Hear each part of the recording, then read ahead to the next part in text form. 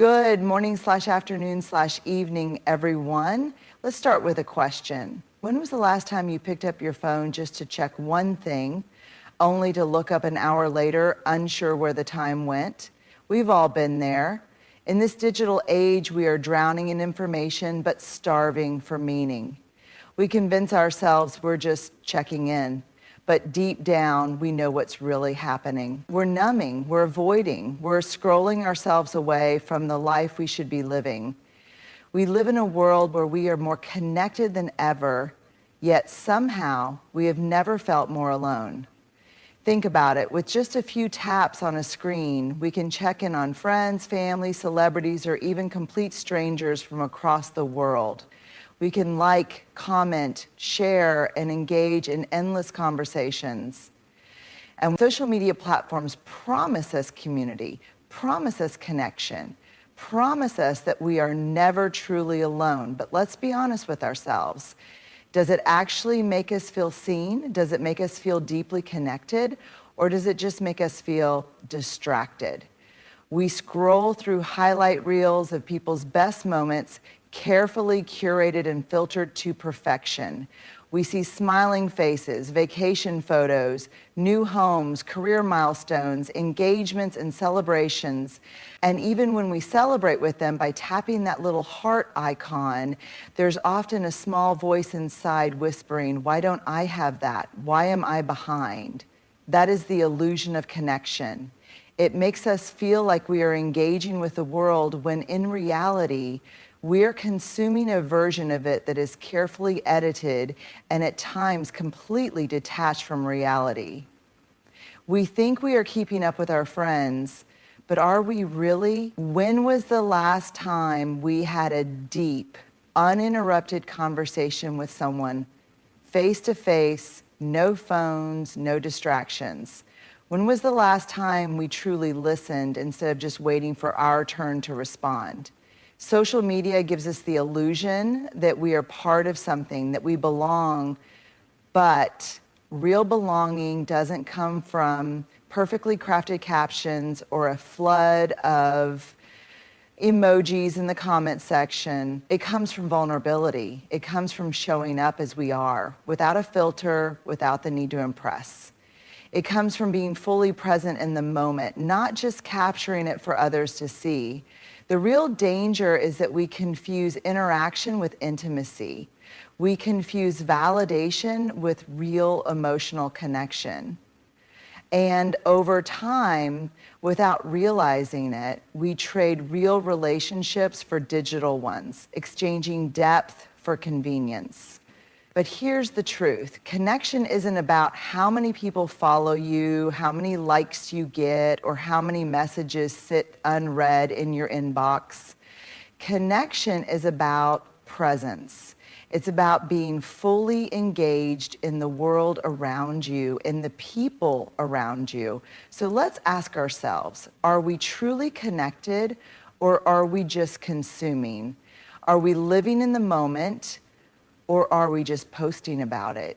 And most importantly, are we filling our lives with real relationships or are we just settling for the illusion of them? Let's be honest. Scrolling feels good. It's effortless, mindless, and provides an escape from the stress of the real world. When we're tired, overwhelmed, or anxious, the easiest thing to do is to reach for our phones and disappear into the endless stream of content. It's a quick dopamine hit, a temporary relief, a distraction from whatever we don't want to deal with. But here's the hard truth. We're not just scrolling, we're numbing. Numbing happens when we use something, social media, entertainment, food, alcohol, shopping, work, to avoid feeling uncomfortable emotions. And let's be real, uncomfortable emotions show up a lot. Stress, sadness, loneliness, boredom, insecurity. None of us like sitting with these feelings. It's so much easier to silence them with something that gives us instant gratification. Have you ever had a long day and told yourself, I just need 5 minutes to relax? And then an hour later, you're still lost in an endless cycle of videos, posts, and memes? You barely even realize how much time has passed, but for that short while, you don't have to think, you don't have to feel. That's numbing. And the problem with numbing is that it doesn't just make the bad feelings go away, it makes everything go away. When we numb our pain, we also numb our joy.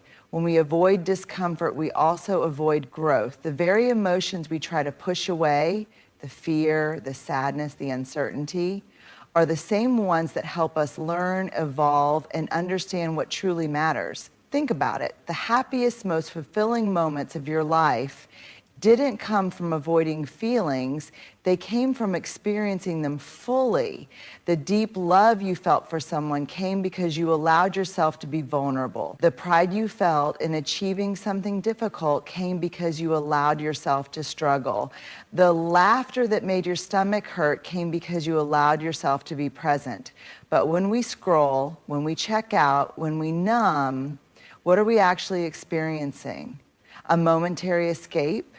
A temporary distraction, or just time slipping away? The truth is, the things we run from don't disappear. The stress is still there, the sadness is still there, the insecurity is still there. The only thing that disappears is our time. So what if we made a different choice? What if, instead of reaching for our phones every time we feel anxious, we just sat with the feeling? What if, instead of avoiding our emotions, we acknowledge them? Because feeling, even when it's hard, is what makes us human. And the moment we stop numbing, the moment we stop scrolling ourselves away, we give ourselves permission to truly live. In today's world, attention is the most valuable resource you have. It is your greatest currency, your sharpest tool, and the thing that ultimately shapes your reality. Where you place your attention determines the quality of your thoughts, your decisions, and ultimately your life. But here's the catch. Everyone is fighting for it. Tech companies, advertisers, influencers, and media platforms. Every single one of them is in a battle to capture and keep your attention. They invest billions into understanding human psychology, into designing apps that keep you hooked, into creating content that triggers curiosity, outrage, or desire. Every notification, every algorithm, every recommended for you post is engineered to pull you in and hold you there for as long as possible. And the longer they have your attention, the more they profit. But while they gain, what do you lose? You lose time. You lose focus. You lose energy. You lose creativity. You lose the ability to be present in your own life. The problem isn't just that we spend too much time scrolling, it's that we're spending too little time choosing where our attention goes. We wake up and immediately check our phones, flooding our brains with updates before we've even had a chance to think our own thoughts. We sit down to work or study, but every few minutes we get distracted by a notification, a new post, a breaking news headline. We tell ourselves, just one more video, just one more minute, but deep down we know it's never just one more. And what's worse, we don't even realize the power we are giving away. Attention is not just about time, it's about intention. It's about consciously choosing what deserves your focus rather than letting the world decide for you. Because whatever you give your attention to grows. If you constantly give your attention to negative news, your mind will become more anxious. If you constantly give your attention to social media, your self-worth will be shaped by comparison. If you constantly give your attention to distractions, your ability to think deeply will weaken. But imagine what could happen if you reclaimed your attention. Imagine if, instead of mindlessly scrolling, you channeled that energy into something meaningful. Imagine if you focused on the conversations that matter, the dreams you've been neglecting, the skills you've been wanting to build. Imagine if, instead of consuming endless content, you became the creator of your own story. Because here's the truth, whatever has your attention controls you. So who's in control? Is it you or is it the algorithm? In 2025, let's take our power back. Let's stop giving away our focus to things that don't serve us. Let's be intentional with our time, our energy, and our minds. Because the moment we decide where our attention goes, we decide who we become. If given the choice between something easy and something difficult, most of us would naturally choose the easy path. Comfort feels safe, familiar, and predictable. It requires no risk, no struggle, no uncertainty. It's why we scroll instead of start. It's why we watch instead of do. It's why we say, I'll try tomorrow instead of taking action today. But here's the problem. Nothing great ever comes from comfort. Think about the moments in your life that truly shaped you, the times when you felt the deepest joy, the greatest accomplishment, the most growth. Were they moments of ease, or were they moments when you had to push past fear, step outside your comfort zone, and do something that scared you? The truth is, everything worth having, meaningful relationships, success, confidence, fulfillment, requires courage. Yet, in a world that offers endless distractions, it has never been easier to choose comfort instead.